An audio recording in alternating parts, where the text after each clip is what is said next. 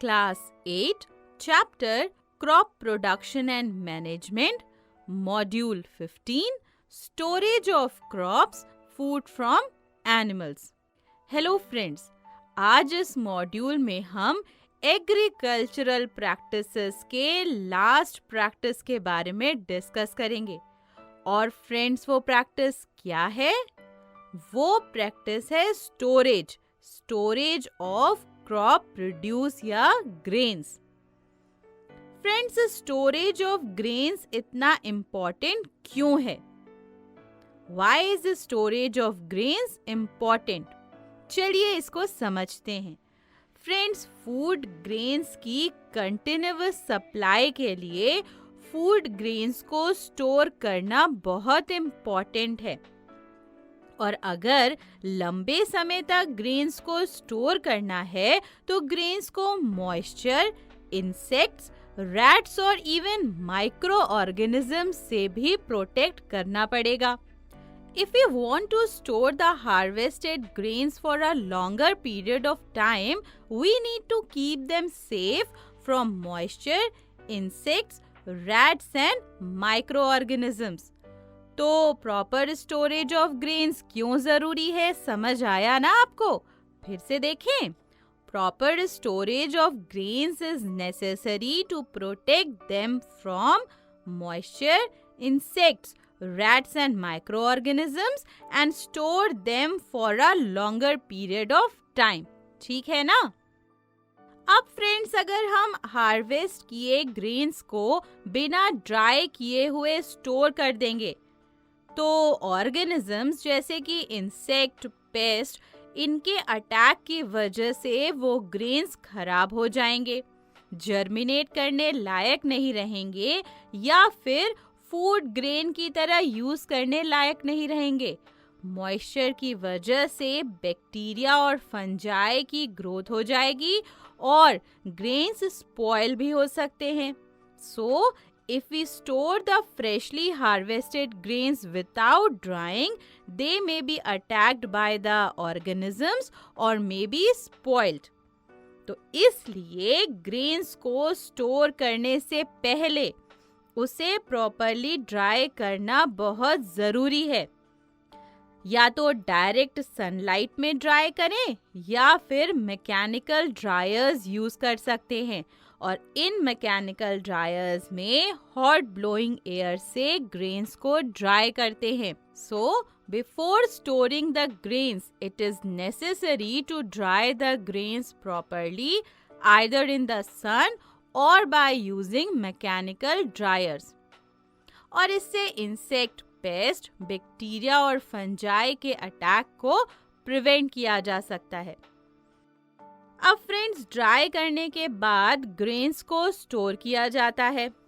Small farmers small scale पर grains को jute bags यानी कि बोरों में स्टोर करके रखते हैं या फिर मेटालिक बिन्स में यानी मेटल के बने कंटेनर्स में स्टोर करते हैं। On a small scale, farmers store grains in jute bags और मेटालिक बिन्स। लार्ज स्केल पर फूड ग्रेन्स को मेटल के बने बड़े बड़े सिलेंड्रिकल स्ट्रक्चर्स में स्टोर किया जाता है, जिन्हें हम साइलोस कहते हैं। तो साइलोस क्या हैं? Big and tall cylindrical structures in which grains are stored on a large scale. Friends, large scale पर फूड ग्रेन्स को ग्रेनरीज में भी स्टोर किया जाता है। ग्रेनरीज यानी गोडाउन्स जिसमें फूड ग्रेन से भरे हुए जूट बैग्स को स्टोर किया जाता है। The gunny bags filled with dried food grains are stored in large granaries. Stacks of these jute bags are placed and pathways are provided in between.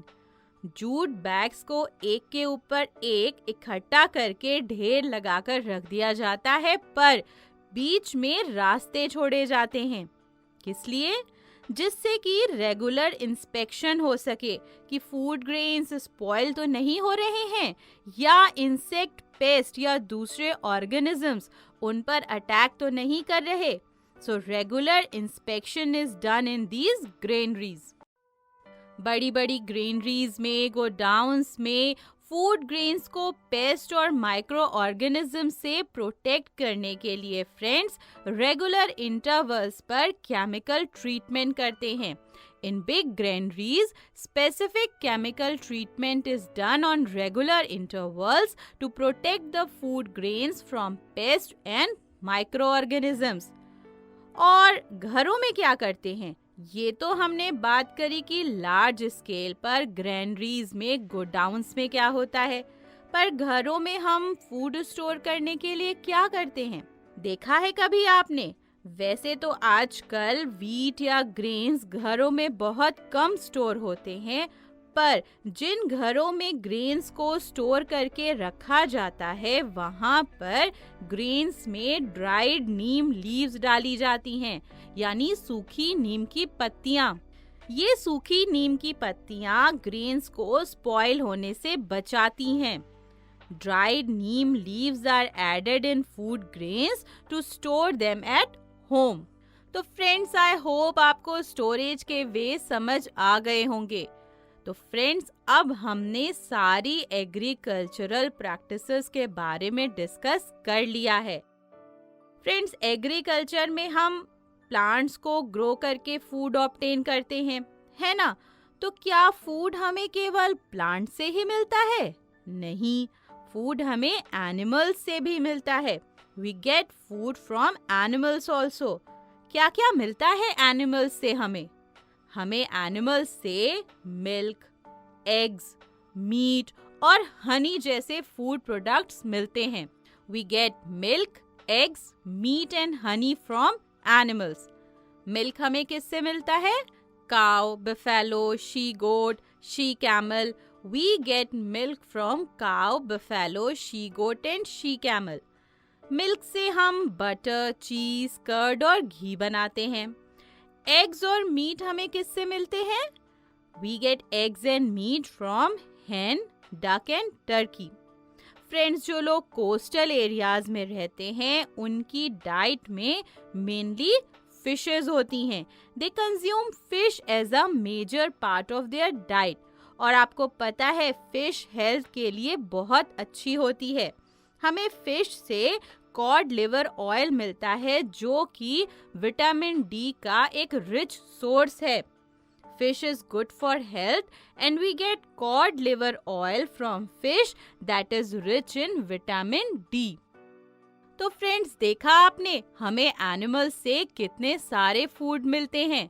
हमें plant से बहुत सारे फूड्स मिलते हैं और इन प्लांट्स को ग्रो करने के लिए यानी क्रॉप प्रोडक्शन में कितने सारे स्टेप्स होते हैं जो हमने डिस्कस किए इस चैप्टर में, जैसे सिलेक्शन ऑफ सीड्स, फिर sowing, adding nutrients in soil और बहुत सारे.